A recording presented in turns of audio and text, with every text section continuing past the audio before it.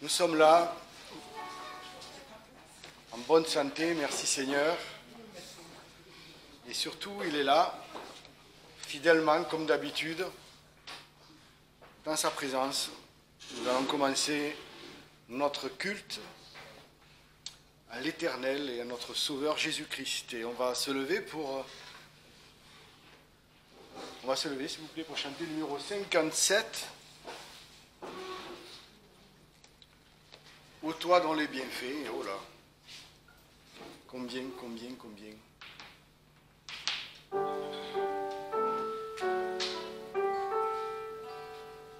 Ô toi dont les bienfaits ne tarissent jamais, ô Dieu de paix, pour louer tes présents, unissent tes enfants, écoute leurs accents reconnaissants. Pour combler tes faveurs, ô Dieu, rends-nous meilleurs, change nos cœurs. Nous voulons te bénir, nous voulons te servir et mettre à t'obéir notre plaisir. Ainsi conduit par toi, vivant selon ta loi, ô notre roi. Vers le ciel radieux, séjour des bienheureux, nous marcherons joyeux, toujours joyeux. Prions, Seigneur. Oui, Seigneur, en effet, tes bienfaits sont innombrables et merveilleux, vraiment que même lorsqu'on les contemple, on est émerveillé par ce que tu as fait de nous, ce que tu as fait en nous, et ce que tu vas faire encore, Seigneur, et qui est encore plus merveilleux le jour où tu reviendras, ou le jour où tu instaureras ton royaume, le jour où la nouvelle Jérusalem céleste descendra du ciel, et où toutes choses seront changées. Oui, tes œuvres sont extraordinaires et merveilleuses, et il est vrai, elles ne peuvent se concevoir que par la foi. Et Seigneur, merci, parce que la foi vient de ta parole, c'est ta parole qui nous révèle ces choses-là. Et si ta parole ne nous avait pas révélé cela, ni ton esprit, nous serions toujours dans les ténèbres à chercher la vérité, à chercher une lumière, une issue à ce que nous vivons. Mais tu es venu, Seigneur, au nom du Père, et tu es venu nous apporter cette lumière et nous apporter l'espérance éternelle. Merci parce que nous avons cette espérance. Et nous prions pour ceux qui n'ont pas cette espérance dans le monde, et combien ils sont, Seigneur, tu le sais. Et nous prions qu'aujourd'hui, si quelqu'un entend ta voix, eh bien qu'il ouvre la porte de son cœur, qu'il ouvre ses oreilles et qu'il te reçoive, Seigneur. Qu'il reçoive cette espérance qui est en toi, qui est la vie éternelle. Seigneur, merci encore de ce que tu nous as rassemblés ce matin, parce que en fait tu n'es toujours pas revenu, nous attendons toujours ton retour, mais tant que tu n'es pas revenu, Seigneur, nous voyons au travers de ton Église ta fidélité, car si nous sommes là, c'est par ta grâce. Alors merci de conduire ces instants, merci de bénir ta parole dans nos cœur et dans nos vies, afin qu'elle produise le fruit de la vie éternelle, le fruit de l'amour, le fruit de l'esprit. Que ta volonté donc s'accomplisse à la gloire de ton nom et à la gloire du Père éternel. Amen. On continue avec le 315, pardon.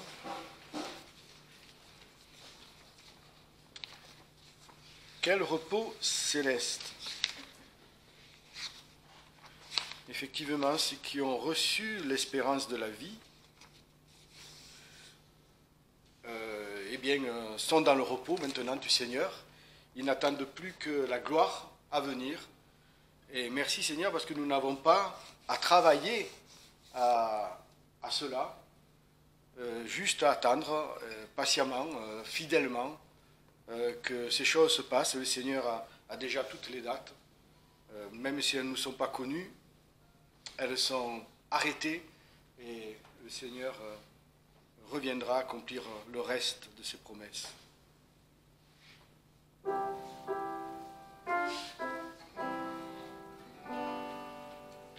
Quel repos céleste, Jésus, d'être à toi pour la mort et la vie, dans les jours mauvais, de chanter avec foi, tout est bien, ma paix d'infini. Quel repos, quel repos, quel repos, quel céleste repos, quel repos céleste, mon fardeau n'est plus libre par le sang du calvaire. Mes ennemis, Jésus les a vaincus, gloire et louange à Dieu, notre Père. Quel repos, quel repos, quel repos, quel céleste repos, quel repos céleste, mon tu me combles de tes richesses dans ton grand amour. Chaque jour, tu sauras déployer envers moi tes tendresses. Quel repos, quel repos,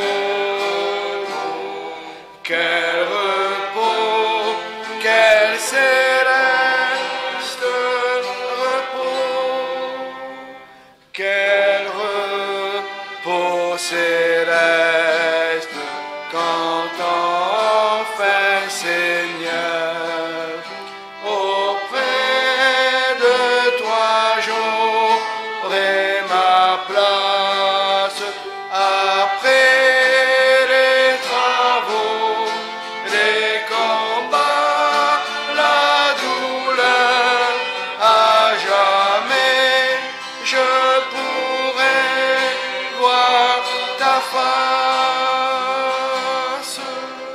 Quel repos,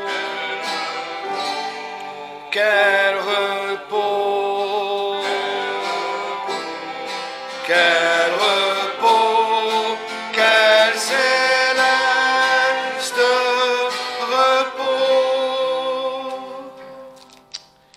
Eh bien, que le Seigneur fasse la grâce à chacun d'être dans ce repos céleste, où dans les mauvais jours, comme il est dit, je le dis parce que ça rejoint un peu ce que nous allons voir maintenant, dans les jours mauvais, de chanter avec foi. Voilà. Ça, c'est un mystère extraordinaire qui vient du Seigneur, et c'est ce que le Seigneur produit en nous, c'est que nous sommes capables de chanter dans les mauvais jours. Et on va lire un passage donc qu'on avait lu la dernière fois, donc il y a un mois, Philippiens 4, versets 1 à 9. La dernière fois, c'était sur la joie. Là, ça sera sur la paix. C'est pourquoi, mes frères bien-aimés et bien désirés, ma joie et ma couronne, demeurez de cette manière ferme dans le Seigneur, mes bien-aimés. J'exhorte et vous dis, et j'exhorte Saint-Tiche, à être de même sentiment dans le Seigneur. Je te prie aussi, fidèles collègues, sois-leur en aide. Elles ont combattu avec moi pour l'Évangile, aussi bien que Clément et mes autres compagnons de travaux, desquels les noms sont dans le livre de vie.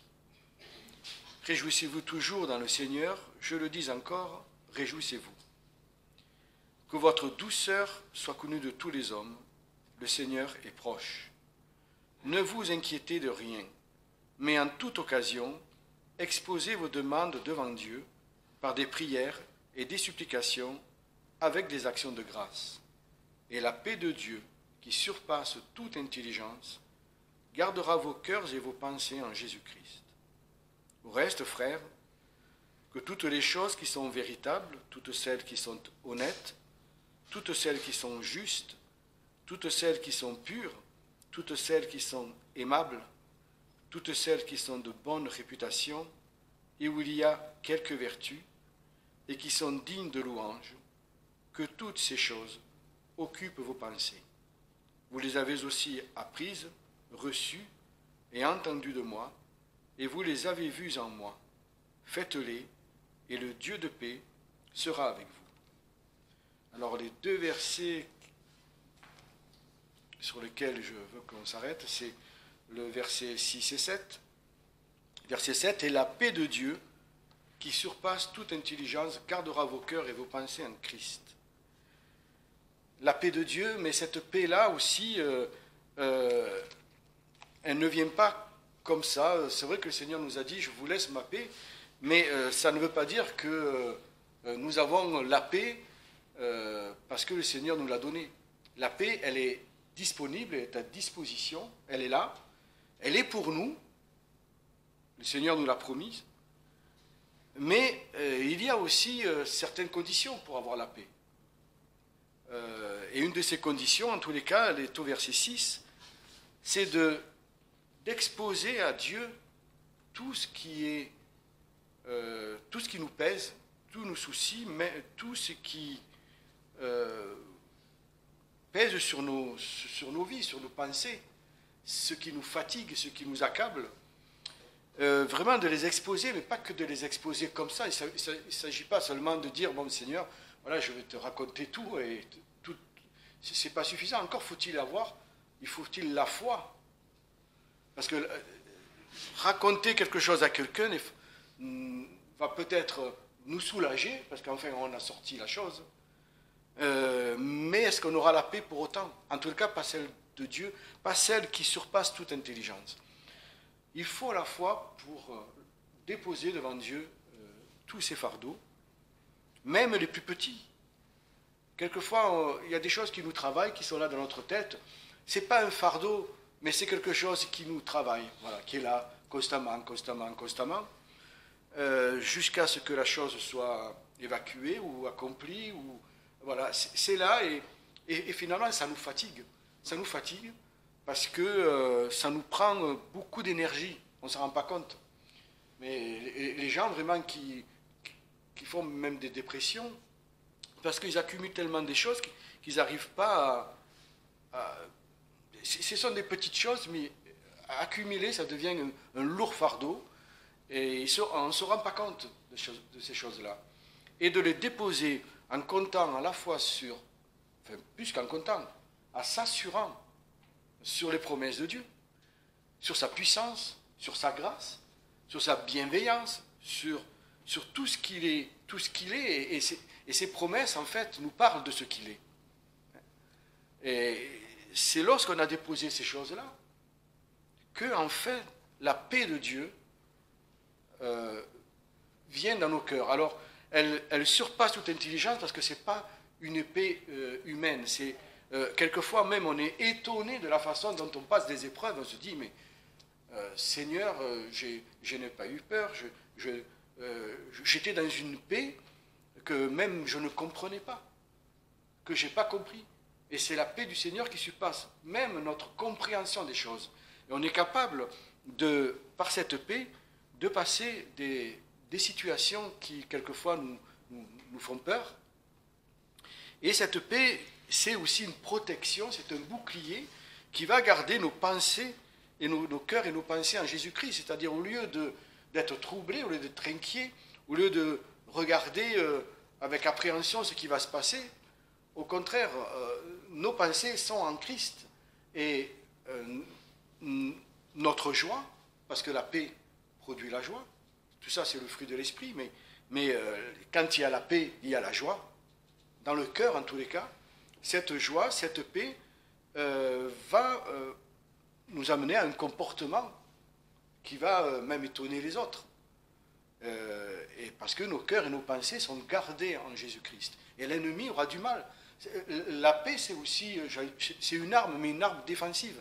La paix, l'ennemi a du mal à combattre la paix de Dieu, parce que Dieu la garantit. C'est lui qui garantit cette paix-là.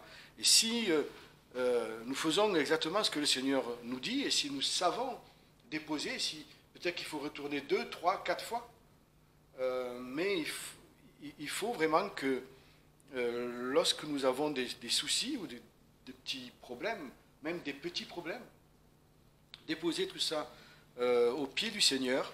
Et la fin du verset 6, avec des actions de grâce. Voilà. On peut être capable de venir devant le Seigneur avec des charges, et une fois qu'on est déchargé à la fin de la prière, on peut être capable de dire « Seigneur, je te loue. Je te loue parce que ceci, parce que cela, parce que cela. » Voilà. Et on ressort victorieux, on ressort avec une autre énergie, avec la joie et la paix du Seigneur, avec cette assurance que, eh bien Seigneur, maintenant, tu t'en occupes et tout va bien se passer. Voilà. Peut-être qu'il faudra baisser un peu la tête, ça va être, mais tout va bien se passer. J'y vais en paix. J'y vais dans la paix, et dans cette paix qui surpasse toute intelligence.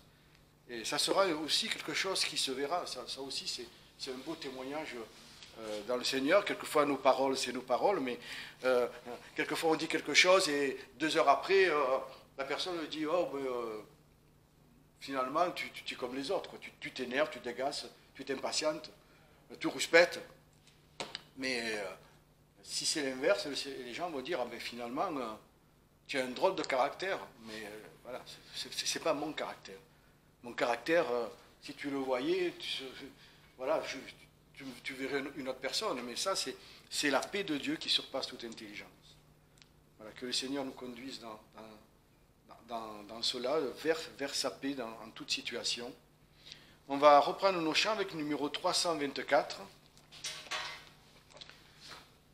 Comme un fleuve immense, et la paix de Dieu.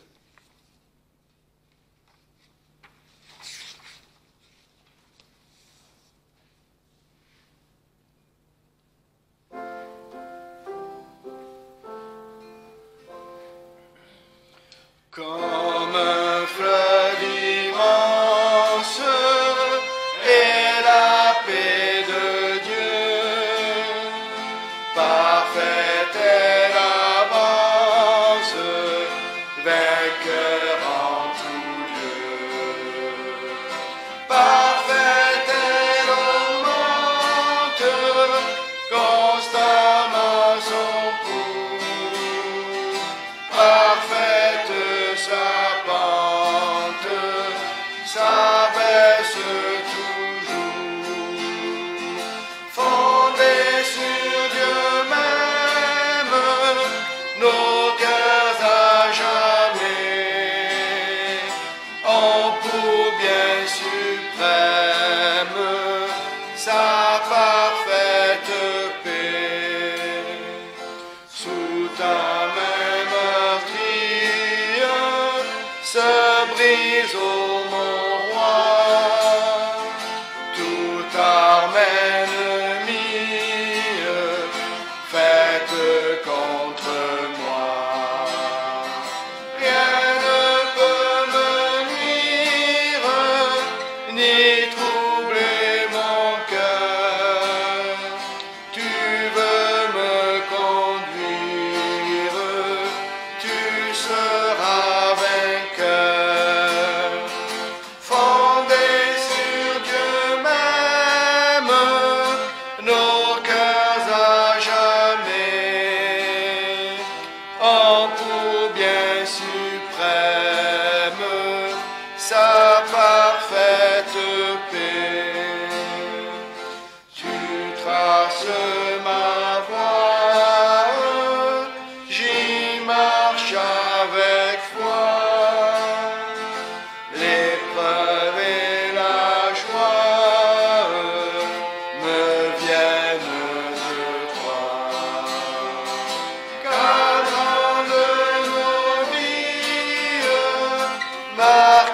chaque jour, les heures bénies du soleil d'amour, fondés sur Dieu même, nos cœurs à jamais, en pour bien suprême, sa parfaite paix. Océan de gloire, paix de mon sauveur, gage de victoire, trésor de bonheur. Ta grâce infinie coule en nuit et jour, inonde ma vie de vagues d'amour. Selon ta promesse, ô Jésus mon roi, je trouve sans cesse paix parfaite en toi. Amen. On va se lever pour se réjouir encore une fois dans le Seigneur avec ce chant chrétien. Réjouis-toi, tressaille d'allégresse. Ah pardon, 341. 341.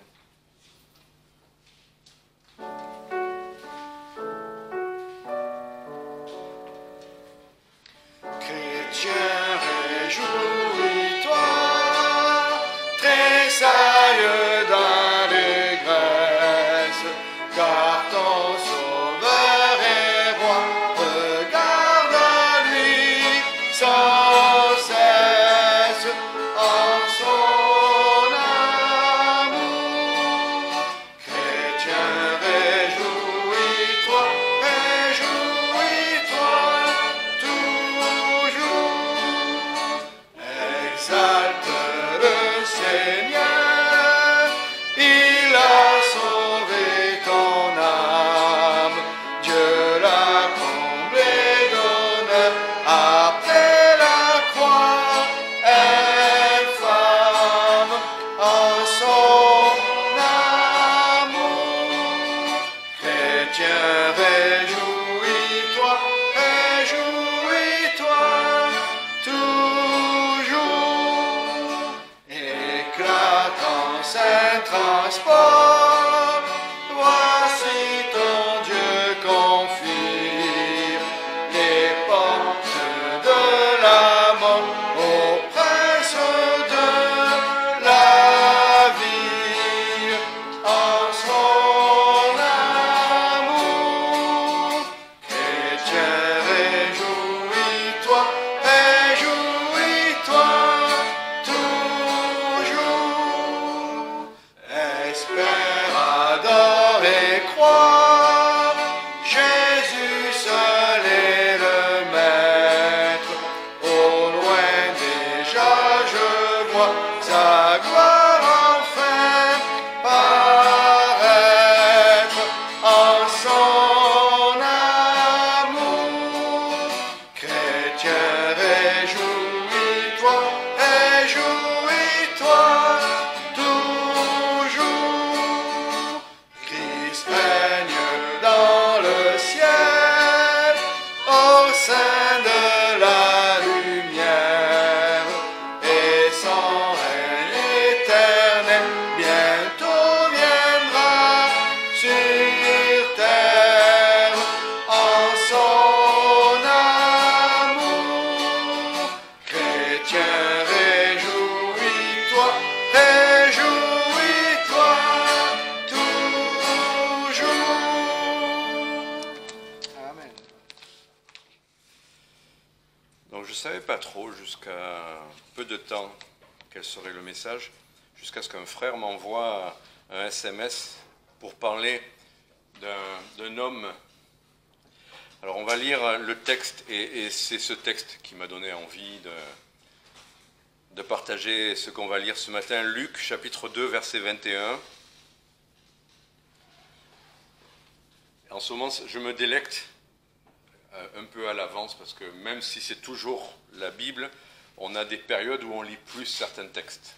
Quand vient la période de Noël, on revient au début des évangiles, et Zacharie, Élisabeth, Marie, etc., etc.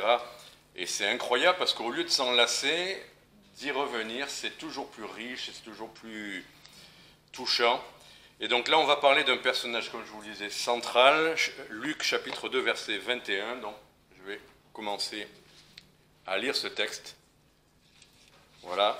Donc, quand les 8 jours furent accomplis pour circoncire l'enfant, il fut appelé Jésus, nom qui lui avait été donné par l'ange avant qu'il fût conçu dans le sein de sa mère.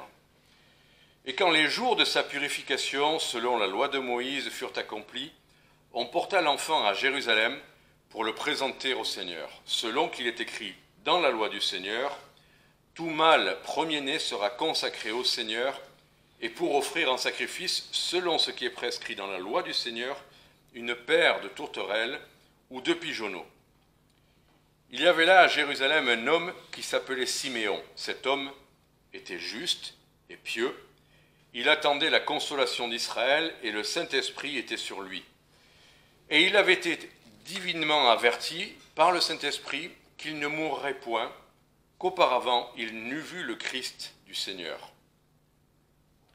Il vint au temple par l'Esprit, et comme le père et la mère apportaient le petit enfant Jésus pour faire à son égard ce qui était en usage selon la loi, il le prit entre ses bras et bénit Dieu et dit « Seigneur, tu laisses maintenant aller ton serviteur en paix, selon ta parole, car mes yeux ont vu ton salut, que tu as préparé à la face de tous les peuples, la lumière qui doit éclairer les nations, et la gloire de ton peuple d'Israël. » Et Joseph et sa mère étaient dans l'admiration des choses qu'on disait de lui. Et Siméon les bénit et dit à Marie sa mère, « Voici, cet enfant est mis pour la chute et le relèvement de plusieurs en Israël, et pour être en but à la contradiction, en sorte que les pensées du cœur de plusieurs seront découvertes, et pour toi, une épée te transpercera l'âme. » Voilà, je vais prier. Seigneur, nous te remercions de ce que tu es venu, que tu es le Messie, tu es le Christ, envoyé pour ton peuple d'Israël et lumière des nations. Merci parce que si nous sommes rassemblés aujourd'hui, que nous soyons de ce peuple d'Israël ou de ces nations, nous avons tous été attirés par cette seule vraie lumière, par ce salut que tu avais préparé. Seigneur, nous sommes venus à toi et nous t'avons connu parce que tu es venu à nous. Et tu as fait ce qu'il fallait pour que nous soyons rachetés, pardonnés, purifiés, justifiés. Seigneur, merci de ta parole qui a encore des choses nouvelles à nous dire dans des choses anciennes et qui sont vivantes en nous, en Jésus-Christ. Amen. Alors voilà, quel est le personnage central de ce texte? Alors, merci Jacqueline, c'était la question piège. Et Jacqueline, fraternellement, est venue aller dans mon sens. Merci. Il faut toujours qu'il y ait quelqu'un qui le fasse. C'est fraternel. Merci. Non, le personnage central de ce texte, c'est Jésus. Voilà. C'est le début de l'histoire qui le dit. C'est tout l'enseignement biblique qui le dit. C'est une vérité. Mais reconnaissons que Siméon est un personnage fondamental aussi dans cette histoire. Alors, je trouvais ça intéressant parce qu'à un moment donné, il dit « mes yeux ont vu ». Mes yeux ont vu. Et quand on, imaginez, quand on regarde tous dans la même direction, quel est le réflexe? Ben, c'est de regarder là où les regards se fixent. Et oui, Siméon est quelqu'un de fondamental, je vais expliquer pourquoi, mais c'est ses regards qui nous intéressent, c'est ce qu'il a vu qui nous intéresse. Et ce qu'il a vu, celui qu'il a vu, c'est le Messie d'Israël, le salut et tout ce texte qu'on va relire. Donc, toutefois, ce personnage de Siméon, il est important, je vais dire même fondamental, même dans le judaïsme, et c'est ce que me partageait notre frère sur cette question-là, dans le judaïsme, il est connu, Siméon, il est connu comme étant un juste, effectivement, un tzaddik, Shimon, le tzaddik, voilà, Shimon, c'est Simon, Siméon, le juste. Et c'est bien ce que dit le texte, Siméon était un homme juste. Et c'est étonnant, il est question de lui dans le Talmud, donc dans la tradition juive, il est question de lui dans un autre livre que peu connaissent, c'est un livre d'enseignement des pères, Pirkei Avot, c'est ça? Comment on dit ici? Bon, voilà. Il est question de lui et de ses enseignements. Alors, il y a des choses vraies qui sont dites sur lui, dans la tradition. Il y a des choses, elles ne sont dites que dans la tradition. Il serait mort à peu près à 380 ans, dans la tradition.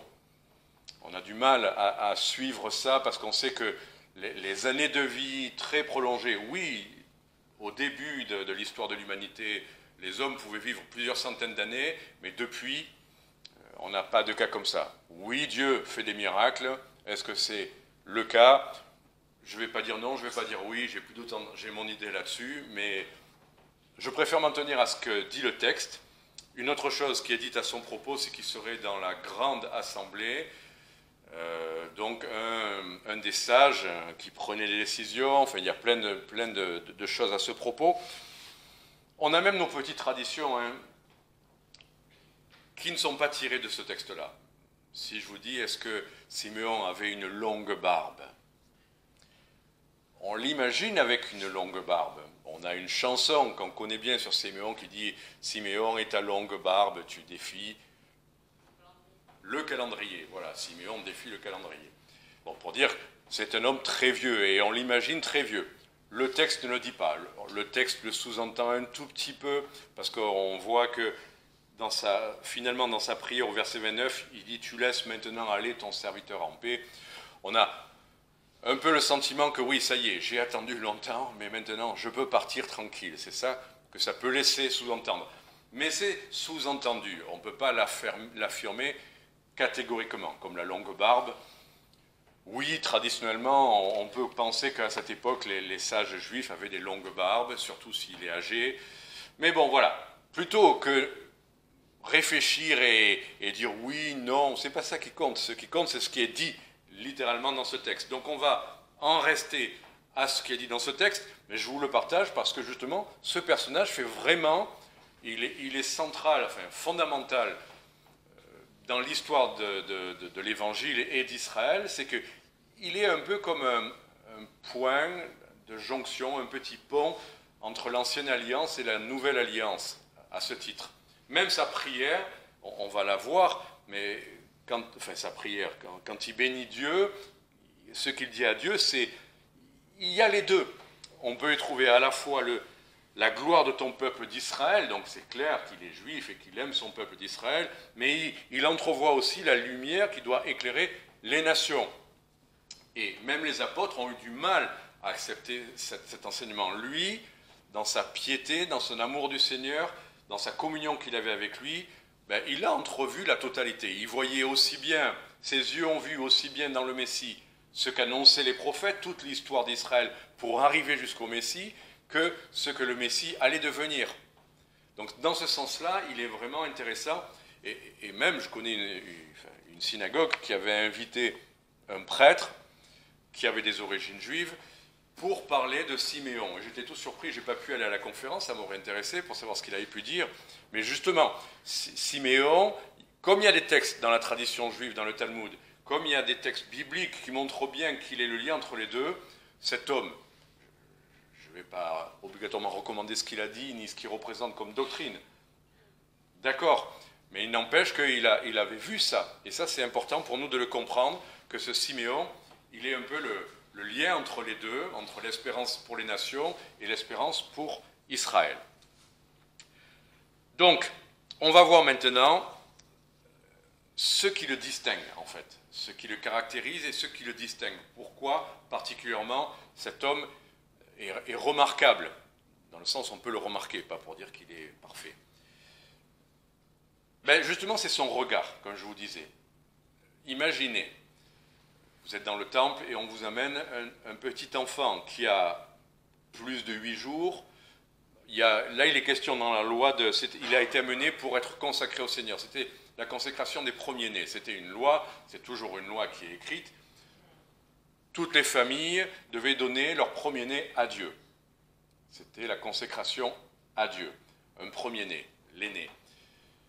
Mais Dieu avait dit, mais pour que vous puissiez les garder, vous ferez des sacrifices à la place du premier-né. C'était ça le principe. C'est pour ça qu'il y avait cette question de tourterelle et de pigeonneau. Si vous revenez vraiment à la loi, le principe, ce n'était pas juste vous donnez votre enfant et vous faites des sacrifices en plus.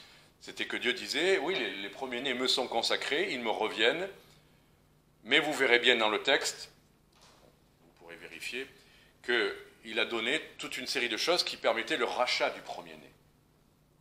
Pour que finalement, ces premiers-nés restent auprès de leur famille.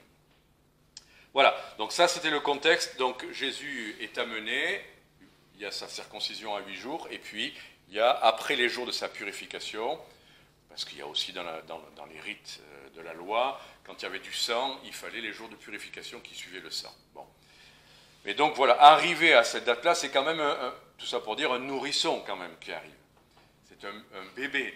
Et je ne sais pas, mais c'est vrai que des fois le bébé, juste quand il vient de sortir, tout le monde dit qu'il est mignon, mais au fond on dit mais il est... C'est pas à ce moment-là, c'est pas quand il vient de sortir qu'il est mignon. On attend en général 3 semaines, 1 mois, où là, vraiment, ils deviennent tout ronds, tout joufflus, le regard s'ouvre, et c'est là où on peut vraiment dire, sincèrement, il est vraiment mignon. Il est vraiment très mignon. Pas tout de suite à la sortie. Enfin, vous voyez ce que je veux dire. Bon, quoi qu'il en soit, quand il reçoit ce bébé et qu'il le prend dans les bras, qu'est-ce que ça, humainement? C'est parce que des fois, nous, on voit tellement les choses bibliques, on oublie la dimension humaine. Mais quand on vous donne un bébé dans les bras, justement, vous êtes là tout ému, et vous voyez un bébé tout mignon. Vous voyez la vie peut-être, quelque chose de fragile peut-être, mais vous ne voyez pas ce que lui a vu. Quand il prend le petit bébé, il ne dit pas « Ah !» comme font aujourd'hui les... C'est quoi le petit bruit que font les jeunes? C'est Mylène. Rappelle-moi. Voilà, c'est « Ah !» Ça, c'est le petit bruit qu'on fait pour un chat, pour un bébé. C'est « Ah !» Voilà. Je ne sais pas si Siméon l'a fait, c'est pas dit. Mais en tout cas, après, il a dit quelque chose. Et c'est bien ce qu'il a dit qui nous intéresse. Donc, je les relis, c'est versets 30 à 32. Voilà. Verset 29, pardon. Verset 28 même, il le prend dans ses bras, il bénit Dieu et il dit « Seigneur, tu laisses maintenant aller ton serviteur en paix selon ta parole, parce que mes yeux ont vu ton salut. » Il n'a pas vu un bébé, il a vu le salut. Il faut vraiment avoir une vision particulière. Que tu as préparé à la face de tous les peuples, la lumière qui doit éclairer les nations et la gloire de ton peuple d'Israël. Il fallait vraiment qu'il y ait en lui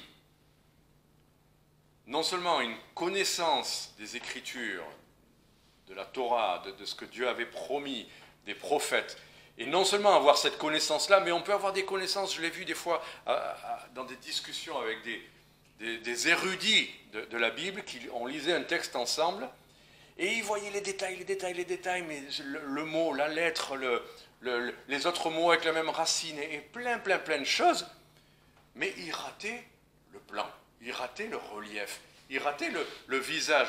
Je ne sais pas si vous avez remarqué ça, mais des fois, on est tellement dans les détails qu'on dit, mais oh, stop, recule-toi un peu et vois ce que ça représente. Et lui voyait, de sa connaissance et de sa relation avec Dieu, il avait le regard qui voit de loin, qui voit d'en haut. Je pense qu'à cet instant-là, Dieu l'a inspiré pour dire exactement ce que Dieu voyait dans ce petit enfant. Donc, dans ce sens-là, il est exceptionnel parce que d'autres hommes dans la Bible étaient pieux, d'autres hommes et femmes dans la Bible étaient justes et pieux. Zacharie l'était d'ailleurs, Élisabeth l'était juste avant lui, quand l'ange va leur parler. Marie l'était aussi. Donc des gens justes et pieux, la Bible en parle souvent. Mais quelqu'un qui a eu une telle vision, certains voyaient la bénédiction pour Israël, certains voyaient le châtiment pour Israël, enfin, mais lui, d'avoir, vous imaginez, en 3 phrases, résumer l'histoire du salut liée à Israël et aux nations. Et combien aujourd'hui les gens opposent? Dans les églises, parfois, on s'oppose à Israël, et chez les juifs, on s'oppose à la foi chrétienne, et même chez des juifs croyants, ils ont du mal à être en relation avec les non-juifs croyants, et inversement. Il y a, comme s'il y avait 2 choses, c'était on doit parler de ça, le Messie d'Israël, ou alors on doit parler de l'Église. Mais les deux sont, dans la pensée de Dieu, sont unis, à la fois distinctes, parce que Dieu parle bien d'une race, parle bien d'une lignée, c'est le mot qu'il emploie. Excusez-moi, je sais qu'aujourd'hui on ne devrait plus utiliser ce mot-là, mais c'est le mot biblique. Voilà. Et à la fois, il parle aussi de l'Église, dans lequel il n'y a plus ni juif ni grec. Ça ne veut pas dire que ça n'existe plus les juifs et les grecs, parce qu'il y a aussi ni homme ni femme. Et on est toujours d'accord, il y a toujours des hommes et des femmes. Non, même dans la pensée de Dieu, ici-bas. On est ici-bas pour l'instant. Et même dans cette réalité spirituelle de cette unité, il y a encore des distinctions. Mais on ne doit pas, et justement c'est ça que dit l'Épître aux Éphésiens, que le mur de séparation entre les deux a été abattu. Non seulement le mur qui nous sépare de Dieu, à la croix, mais aussi le mur de séparation entre les juifs et les non-juifs. Et les deux maintenant, en Christ, forment un seul corps. Et on ne devrait pas rebâtir ce mur de séparation entre les deux. On ne devrait pas faire des groupes qui se réunissent de ci et des groupes de ça. On devrait être tous ensemble comme le Seigneur le voulait à l'origine. Et comme il le veut toujours d'ailleurs. Et donc c'est pour ça que Siméon est important, parce que ce qu'il a vu, c'est rarissime dans les Écritures, quelqu'un qui avait cette vision globale, éclairée, complète, du passé à l'avenir dans le Messie. Il a tout résumé. Voilà, ce qu'il a vu à cet instant-là, ce qu'il a vu en Jésus, il l'a résumé. Et à la limite, ce qui nous intéresse, c'est ce qu'il a vu. Enfin, il a vu Jésus-Christ. On l'a dit tout à l'heure, notre paix, c'est lui, c'est Jésus-Christ.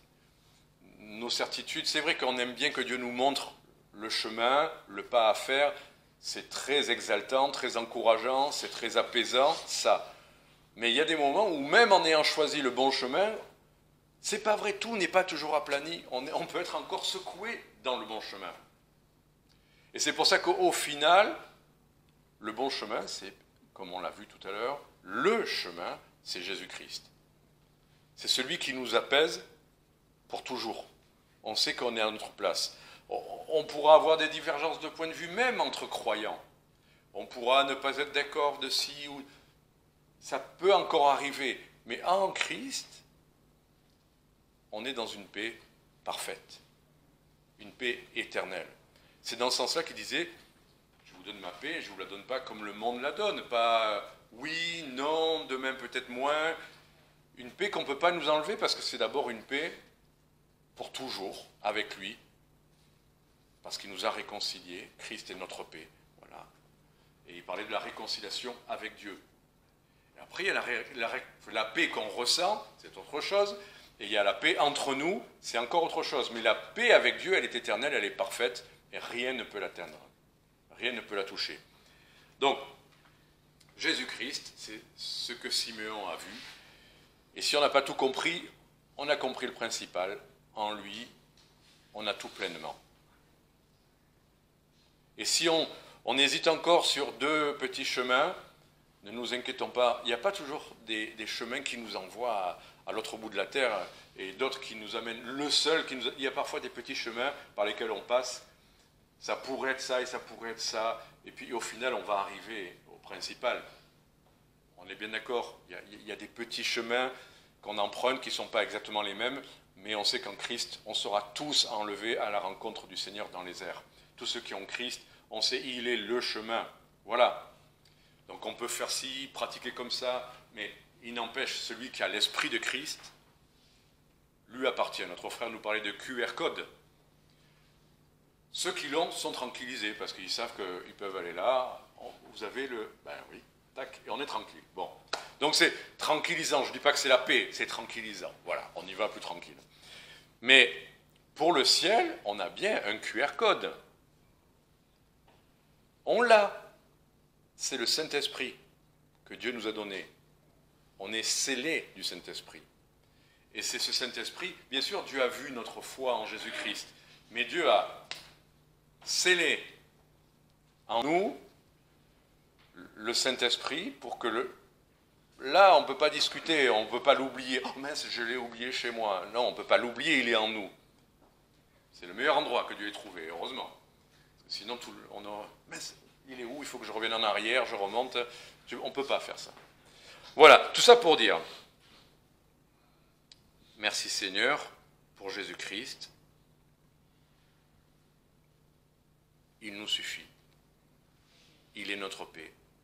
La paix qui surpasse toute intelligence, c'est vrai que c'est quand on lui remet tout, quand on lui obéit. La paix sur notre chemin parce qu'on fait sa volonté, merveilleux. Mais la paix parfaite, éternelle, qui ne sera jamais troublée, c'est parce que c'est lui qui promet qu'en lui, on est en paix. Voilà. Donc ce point étant vu, je voudrais juste relever 3 petites choses. Grandes choses, sans doute. Notre frère nous disait, mais des fois, on ne la vit pas, cette paix. Des fois, on est troublé. Mais la Bible le dit. Justement, si on peut être troublé, il dit, ne vous laissez pas troubler, ne craignez pas. Et il dit, ne vous inquiétez pas, les choses terrestres. Voilà, la peur de manquer pour l'avenir. Ben, il dit, ne vous inquiétez pas, ces choses-là, ce sont les païens qui s'en inquiètent. Je pourvoirai à tous vos besoins, ne soyez... Bon, quels que soient les temps à venir. Mais il y a quand même des choses qui caractérisaient Siméon pour qu'il soit le seul à avoir vu si clairement. Qu'est-ce qui le distinguait, qu'est-ce qui le caractérisait? Ben, on l'a vu tout d'abord. On va voir 3 petites choses. Il était juste et il était pieux. Juste, c'est déjà faire les choses telles que Dieu les voit, telles qu'il nous l'a montré. C'est pas tout de lire la Bible, de prier, mais après on a une semaine complète pour agir justement. Et juste, c'est vrai par la foi, celui qui croit en Jésus-Christ aux yeux de Dieu, mais si vous êtes injuste, je prends un petit exemple paternel. Vous avez promis à vos enfants que, par exemple, vous allez les amener samedi faire ci ou ça. Arrive le samedi, vous êtes fatigué, vous avez eu une dure semaine, vos enfants arrivent, alors papa on y va, oh non, on fera ça la semaine prochaine, je suis fatigué, mais papa tu l'as promis, oui je sais, je l'ai promis, mais non, pas aujourd'hui, écoutez, on fera ça une autre fois, ou je vous amènerai, non, plutôt qu'aller là-bas, on va aller là cet après-midi. Qu'est-ce que vont penser vos enfants? C'est pas juste, papa. C'est pas juste. Alors, ils ne vont pas vous dire, papa, tu es injuste. Mais quand même, c'est pas juste. Juste, c'est faire ce qu'on a dit. Juste, c'est agir justement. Il y a 1000 manières d'expliquer ce que ça veut dire être juste. Je ne vais pas en dire plus. Mais des gens droits, des gens honnêtes, des gens qui ne mentent pas, des gens qui ne trichent pas, des gens qui sont sans hypocrisie, c'est le minimum qu'on devrait attendre d'un enfant de Dieu. Voilà, quelqu'un qui ne vole pas, quelqu'un d'honnête. C'est ça, juste, en tout cas au regard des hommes. Mais en plus de ça, il était pieux. Parce que des gens qui font ce qu'il faut, on peut le faire dans la chair aussi. Et avoir après, parce que nous, on agit bien, on commence à regarder les autres si dévient de 5 cm. Mais c'est là où la piété change les choses. Parce que cette justice, si elle n'est pas comme les deux jambes, elle n'est pas portée aussi par notre piété, c'est-à-dire une relation avec Dieu. Notre justice vient de Dieu. On ne fait pas les choses pour être meilleur que les autres, pour pouvoir les critiquer après. On les fait pour plaire à Dieu. C'est tout. Et on juge personne après. Parce que on sait que si on a réussi à faire telle ou telle chose qui était juste, même si ce n'était pas facile, c'est Dieu qui l'a fait en nous. Et c'est pour ça que il n'y a pas de justice réelle sans piété dans le caractère chrétien. Comme il n'y a pas de piété, normalement, qui ne se manifeste ensuite par la justice. On ne peut pas dire « Oh, on est des gens pieux » et puis après tout le reste de la semaine, on agit comme un... J'emploie le terme chapacan. On dit ça dans le Sud, si vous ne connaissez pas l'expression. Non, hein. C'est une expression ancienne, les chapacans. Je ne suis pas sûr d'ailleurs que ça existe. Hein. Des fois, c'est comme les... Moi, je l'ai employé en tout cas, cette expression. Donc voilà, juste et pieux. Les deux vont ensemble. Mais ça n'est pas tout, parce que comme on voyait tout à l'heure, Zacharie était juste et pieux. Et pourtant, l'ange s'est fâché de son incrédulité. D'ailleurs, vous avez remarqué, il a juste dit, mais comment ça arrivera? Et l'ange s'est fâché. Marie a demandé la même chose. Et comment ça m'arrivera que je sois enceinte si je n'ai pas connu d'homme? Mais là, l'ange ne s'est pas fâché. Donc, je crois que les anges sont justes parce qu'ils sont employés et envoyés par Dieu. Donc, si les deux phrases ressemblent, oui, je comprends. Le père a promis quelque chose à son fils et il doit le faire parce que, voilà, ce qui est promis, c'est comme ça.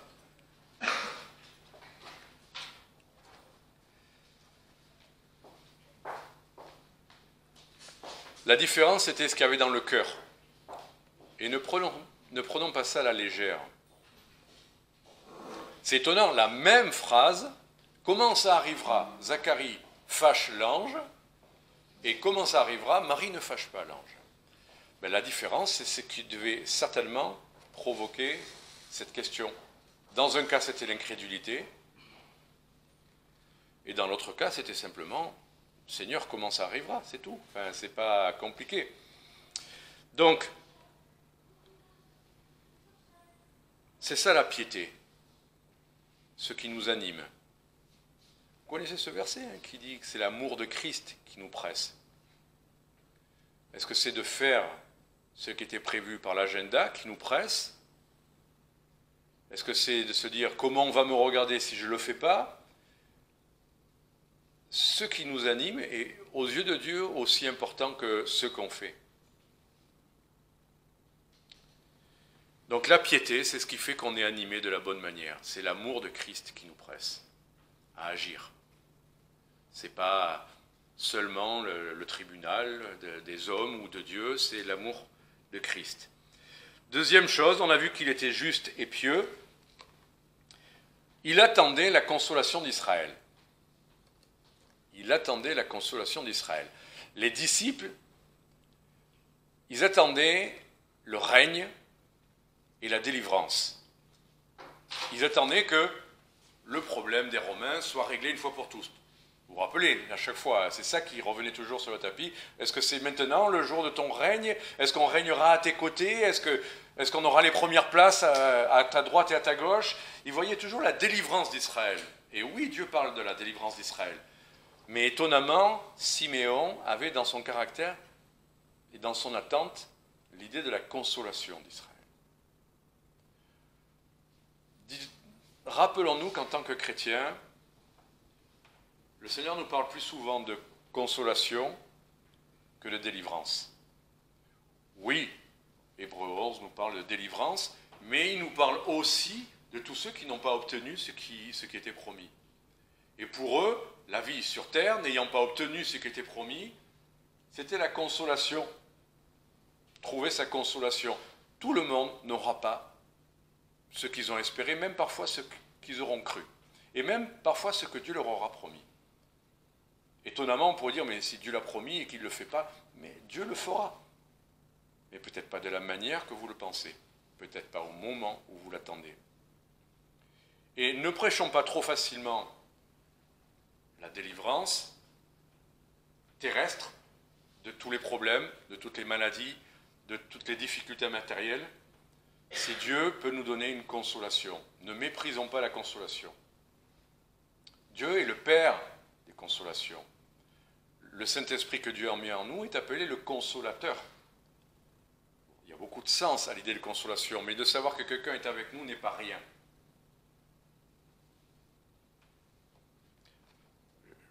On a vu une scène à un moment donné, c'était sur le Covid, c'était un film, bon, mais à la fin, une dame meurt, alors que tout le film était plutôt une comédie amusante sur comment vivre, comment les hommes se comportent pendant le Covid. À la fin, il y a une dame qui était très gentille qui meurt. On est tous surpris parce que c'était une comédie, on ne s'attendait pas. Et quand son mari revient avec ses cendres, ben, tous les gens de l'immeuble ont prévu des pancartes réjouissantes, colorées, sur on n'oubliera pas, on l'aime, elle est dans nos cœurs, etc. Bon. C'était censé être, enfin, je ne sais pas, la jolie fin de l'histoire. Il y avait un décès quand même, c'était terrible ça. Des fois, nos consolations à nous ne sont pas à la hauteur de la souffrance qu'on traverse. Mais les consolations de Dieu sont à la hauteur de nos souffrances. Si on traverse quelque chose dont on n'est pas délivré, Dieu nous donne ce qu'il faut comme consolation. Pas juste ça ira mieux demain ou je ne sais quoi. Il sait nous consoler. Il sait faire que cette douleur, cette blessure puisse réellement guérir. Siméon ne réclamait pas la délivrance, le règne, il attendait la consolation, le moment où Dieu allait... Oui, dans la consolation, il y aura aussi, on le sait dans l'histoire d'Israël, il y aura aussi la délivrance, quand le Messie reviendra. Mais dans Zacharie, on voit qu'il y aura beaucoup de larmes quand le Messie va revenir. Il y aura beaucoup de larmes.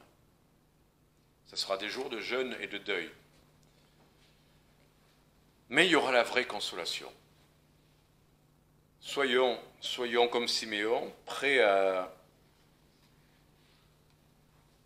attendre la consolation, si ce n'est pas la délivrance ici-bas, et à l'accepter. Et dernier point,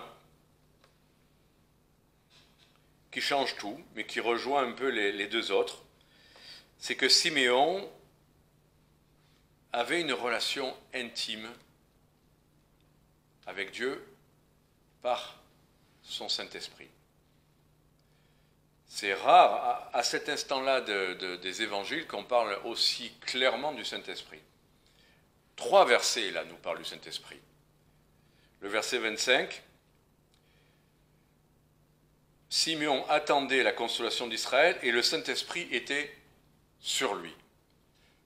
C'est une expression qu'on retrouve souvent dans les textes de l'Ancienne Alliance, le Saint-Esprit qui venait sur quelqu'un comme un prophète, une onction, pour qu'il puisse prophétiser, pour qu'il puisse agir.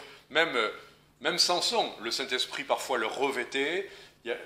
Ils avaient besoin de la puissance du Saint-Esprit, ou de la direction du Saint-Esprit, ou de l'inspiration du Saint-Esprit. C'est poussé par l'Esprit de Dieu, inspiré par l'Esprit de Dieu, que des hommes ont parlé de la part de Dieu. Donc Siméon faisait partie de ces hommes sur lesquels l'Esprit reposait sur. Les chrétiens, vous le savez, depuis que le Seigneur l'a annoncé clairement dans l'évangile de Jean, non seulement l'Esprit de Dieu repose sur eux, mais surtout il est venu habiter en eux. Nous avons reçu, nous sommes le temple du Saint-Esprit, il habite en nous. Et pourtant, parfois, on ne vit pas selon le Saint-Esprit. On ne marche pas selon le Saint-Esprit. Siméon, on le voit clairement, lui, c'est la deuxième chose, verset 26, il avait été divinement averti par le Saint-Esprit qu'il ne mourrait point, qu'auparavant il n'eût vu le Christ du Seigneur. Le Saint-Esprit lui parlait. Voilà, n'allons pas chercher, on n'a pas eu besoin de la Pentecôte pour que des hommes soient inspirés par le Saint-Esprit et sachent exactement ce que le Saint-Esprit pouvait leur dire. Dans le livre des Actes, c'est vrai, on entend on lit que le Saint-Esprit parlait à des hommes, leur montrait non, ou oui, fais ceci, ou maintenant fais cela. Quand il fallait aller voir Simon le corroyeur, enfin pour Pierre, c'était le Saint-Esprit qui lui disait « va, ne crains pas ». Vous voyez, le Saint-Esprit parlait, c'est pas que dans le livre des Actes. Autrefois déjà, le Saint-Esprit parlait à des hommes. Il les inspirait et il leur parlait. C'est important, je crois, quand il est dit de marcher selon l'Esprit. On ne sait plus ce que ça veut dire aujourd'hui en tant que chrétien. Est-ce que ça veut dire simplement, moi je marche selon l'Esprit puisque je ne marche pas selon la chair, c'est-à-dire je m'intéresse aux choses de l'Esprit, parfois même dans le grec, il n'y a pas de E majuscule, vous le savez. Dans le Nouveau Testament, il n'y avait pas de majuscule. Et des fois, il y a des mots qui sont traduits avec un petit E ou avec un grand E, et on ne sait pas si ça veut dire spirituellement, en esprit, dans l'homme intérieur, ou si ça veut dire le Saint-Esprit. Mais quoi qu'il en soit, on sait ce que ça veut dire, c'est qu'on se soucie de l'Esprit de Dieu qui nous conduit. Et marcher selon l'Esprit, je crois que c'est non seulement marcher selon les règles que l'Esprit nous a données, mais c'est quand même, au quotidien, dans les petites choses comme dans les grandes, de savoir ce que le Seigneur nous montre, le chemin dans lequel il veut qu'on s'engage. Il faut être conduit par l'Esprit aussi de cette manière-là. Et plus on est sensible à sa direction, et plus il nous parlera. Et moins on est sensible, et moins il ne nous parlera. Si on n'obéit pas au Seigneur, ne vous inquiétez pas que lire les Écritures ne vous montrera pas le chemin. Si vous n'êtes pas disposé à écouter, à comprendre et à obéir, le Saint-Esprit, vous lirez des versets, mais vous ne verrez pas comment le Seigneur peut vous parler à travers ces versets. Vous ne verrez pas l'actualisation de la conduite du Saint-Esprit si vous n'êtes pas disposé dans votre cœur à obéir. Mais si vous l'êtes, pas de souci, vous verrez bien que le Seigneur vous conduira. Vous serez divinement, ça m'est arrivé d'être divinement averti d'un problème d'église. C'était intéressant. C'était pas ici, bien sûr, mais autrefois, même pas, ne cherchez pas encore plus loin en arrière. Donc ne rapprochez avec rien que vous connaissiez. Mais il y a eu un moment où dans ma lecture, comme si le Seigneur me montrait une idée de, bon, ça fait un peu paranoïa, mais une idée de complot, et que on en lit plein de versets comme ça dans les psaumes, hein. On n'a pas besoin, c'est pas obligatoirement que ça s'applique à vous aujourd'hui ou demain, mais là c'était vraiment comme si le Seigneur me préparait à quelque chose. Le lendemain, on avait une réunion avec des hommes dans l'assemblée, et là c'était pour me faire couper en rondelles.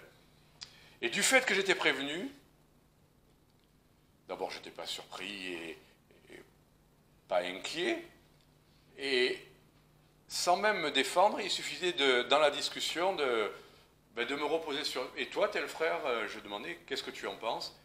Et c'était bien parce que je n'ai pas eu à me défendre. Ce sont des frères qui ont éteint l'incendie tout seuls. Et là, en 10 minutes, c'était réglé.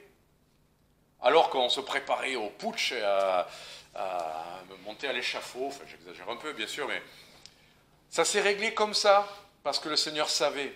Et il m'est arrivé d'autres fois, dans des circonstances un peu similaires, d'aller prêcher dans une maison où j'ai... Et le texte que j'ai employé était exactement ce qu'ils étaient en train de vivre, une espèce aussi... Un frère était en train d'essayer de rameuter tout le monde contre le pasteur. Et le texte qu'on a lu ce jour-là, sans que je sois au courant de rien, était exactement ça. Et la famille en question, ils étaient tout remués. Ils disaient, mais... Et moi, je ne voyais pas de quoi il était question, mais eux étaient saisis parce que le Seigneur leur montrait quelque chose. Alors voilà, être divinement averti, ça peut être de difficultés, de choses à venir, mais aussi du chemin. Le tout est d'être conduit par le Seigneur dans notre quotidien. Simeon était conduit, en étant conduit par le Saint-Esprit, il avait une relation étroite avec son Seigneur. Et je termine au verset 27. C'est un peu la même idée. Il vint au temple par l'Esprit. Voilà. Enfin, il n'était pas en train de voler parce que l'Esprit le soulevait du sol et l'Esprit Non, il est venu au temple à ce moment-là Il aurait pu venir la veille, il aurait pu venir 1 heure après, il aurait pu venir 3 minutes trop tard, juste au moment où Jésus repartait. Dans une même journée. Pour qu'il y ait cette conjonction parfaite entre le plan de Dieu et notre participation, il faut que ce soit l'Esprit qui nous guide. Et là, on verra des rencontres extraordinaires sans cesse quand on est conduit par l'Esprit de Dieu.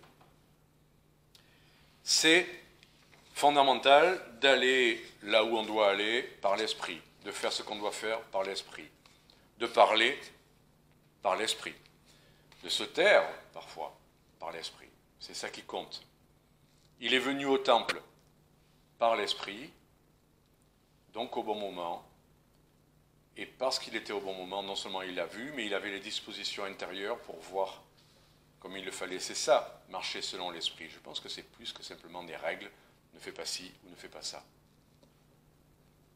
Je me rappelle, il y a très longtemps, j'avais écrit une petite chanson qui s'appelait, et je l'ai retrouvée récemment, justement, La vie en Christ. Alors c'était une petite mélodie joyeuse, entraînante, c'était plutôt pour les enfants, mais les leçons étaient un peu compliquées. La vie en Christ, ça n'est pas la prison, ça n'est pas fait ceci ou pas cela. La vie en Christ, c'est de l'écouter. Enfin, je ne me rappelle plus exactement, c'est loin, loin, loin. Mais c'est de... En fait, l'idée, c'était musical, c'est de s'accorder sur son la. La vie en Christ, c'est de s'accorder avec lui. C'est pas seulement ne fais pas ci, ne fais pas ça. Même s'il y a des ne fais pas ci, ne fais pas ça. Mais ça, c'est plutôt les moments où vous sentez que l'instrument est totalement désaccordé quand on ne fait pas ce qu'il faut. Mais après, c'est sans arrêt de se réaccorder, de se mettre au diapason de qui est le Seigneur et de ce qu'il nous montre. Voilà, je demandais à James s'il veut bien terminer par la prière.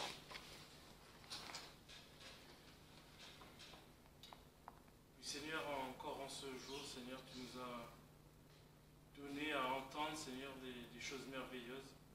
Tu es le chemin, la vérité, la vie. Tu es celui sur qui nous pouvons compter, Seigneur. Et encore aujourd'hui, Seigneur, tu nous as montré comment nous ne devions que regarder à toi. Donc aujourd'hui, Seigneur, encore, bénis chacun, Seigneur. Donne à tous, Seigneur, à marcher toujours avec toi sur ton chemin. De ne pas dévier ni à droite ni à gauche, mais de toujours se reposer sur ta parole et par ton Esprit Saint que tu nous as laissé. Tu nous as donné ta paix, tu nous as donné ton amour, Seigneur. Et donne-nous à pouvoir poser au pied de ta croix chaque fois, chaque chose, parce que tu es celui qui peut nous donner encore et nous montrer que nous pouvons avoir ce salut plein et gratuit. Seigneur, je te bénis encore pour cette semaine que tu places devant nous. Tu vas nous montrer encore que tu es ce Dieu merveilleux et que nous puissions encore, Seigneur, marcher avec toi et être toujours confiants de ce que tu vas nous donner encore ce salut merveilleux. Je te prie pour ta gloire au nom de Jésus. Amen.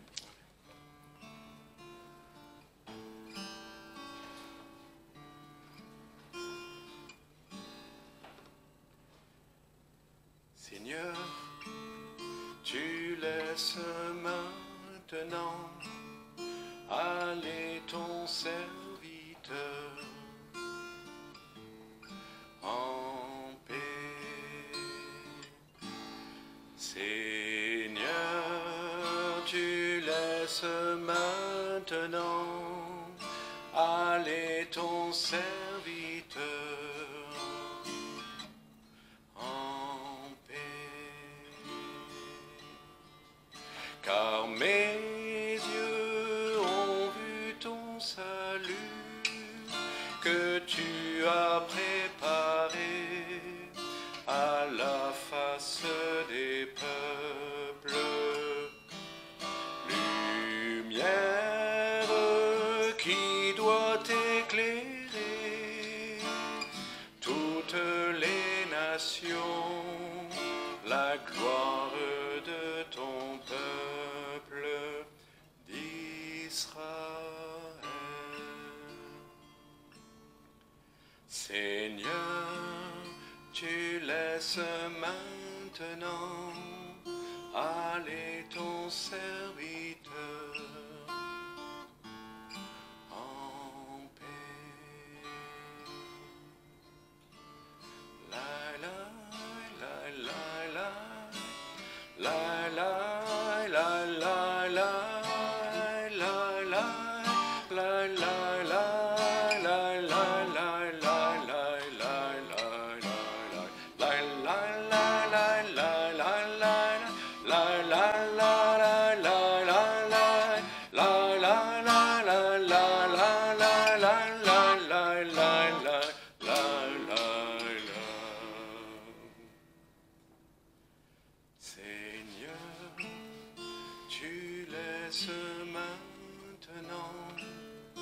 Allez ton serviteur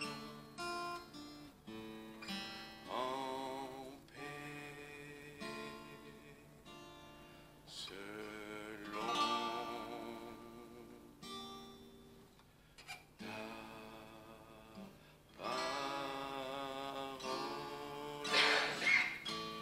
ta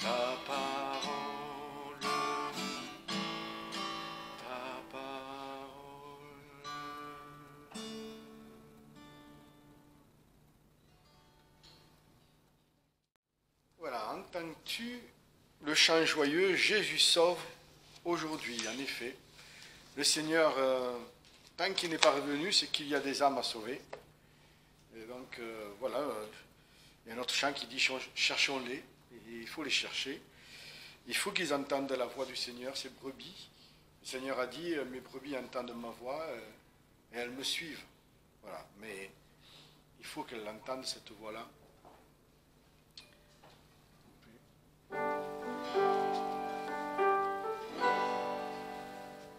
Entends-tu le chant joyeux? Jésus sauve aujourd'hui. Il retentit dans tout lieu. Jésus sauve aujourd'hui. C'est un cri de délivrance, un cantique d'espérance qui remplit l'espace immense. Jésus sauve aujourd'hui. Partout élève la voix. Jésus sauve aujourd'hui. Vaillant héros de la croix. Jésus sauve aujourd'hui. À parler, Jésus t'appelle. Répands au loin la nouvelle. En connais-tu de plus belle? Jésus sauve aujourd'hui. Répète aux pécheurs contrits. Jésus sauve aujourd'hui. Ceux que le mal a servi. Jésus sauve aujourd'hui. Va par là, île lointaine, briser du captif la chaîne. Relire au cœur dans la peine. Jésus sauve aujourd'hui. Jusqu'au confins des déserts. Jésus sauve aujourd'hui, jusque par-delà les mers. Jésus sauve aujourd'hui, que d'un pôle à l'autre pôle court la sainte parole, qui relève, instruit, console. Jésus sauve aujourd'hui. Amen. Amen. Bonne semaine à tous.